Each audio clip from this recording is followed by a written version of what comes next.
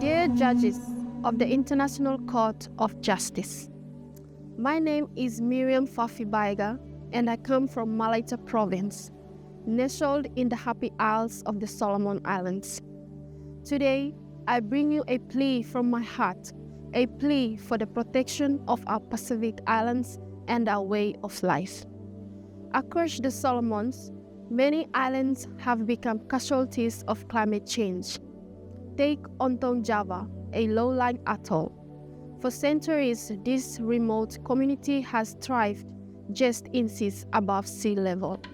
But now, as the ocean rises faster than anywhere else, it threatens their food, their water, and their survival. Fanalei Island is on the front lines of climate change. Over the last 3 decades, nearly 90% of homes have been swallowed by the sea. Having not enough land and fresh water now, families are forced to flee to the mainland. A few remain, but it is only a matter of time before they too will be driven away. The church once stood proudly in the heart of Fanalei village. Today, when the tide rolls in, that sacred space is filled with sand and seawater. A shocking reality we now face, that even what was meant to be our guardian, the ocean now turns against us. And just next to Fanalei, Walande Island, once a home, now a memory, vanished beneath relentless storms and rising seas over the past 2 decades. Climate change isn't some distant threat for us. It's here. It's stealing our homes, our history, right before our eyes. As a daughter of the Solomon Islands, I have seen and felt these changes. The Solomons are one of the most vulnerable places on earth, with much of our population living along the coast and on fragile atolls. We are exposed and we are suffering.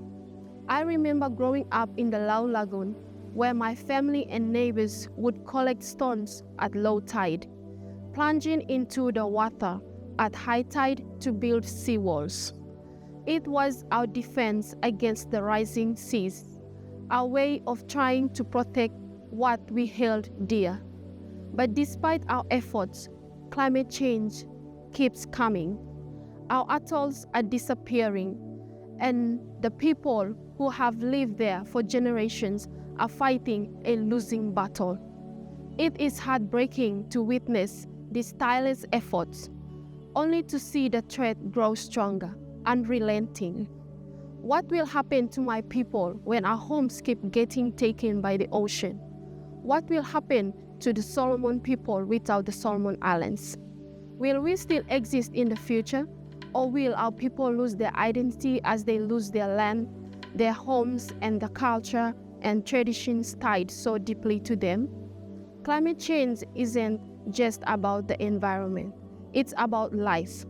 It seeps into every corner of our existence, tearing at the fabric of our heritage, our traditions, our families, our futures. It is a silent storm, but it rolls through our homes, uprooting everything we hold dear. We are the people of the ocean, as we have been for centuries.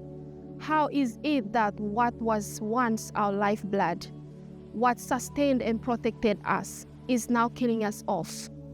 We are tired of broken promises, tired of leaders who speak in sound bites while the earth, our earth, cries out for action. My people are determined. We are resilient. We are stronger when we stand together. Judges of the International Court of Justice, I urge you to see the unique beauty and value of our Pacific heritage, our cultures, and our people.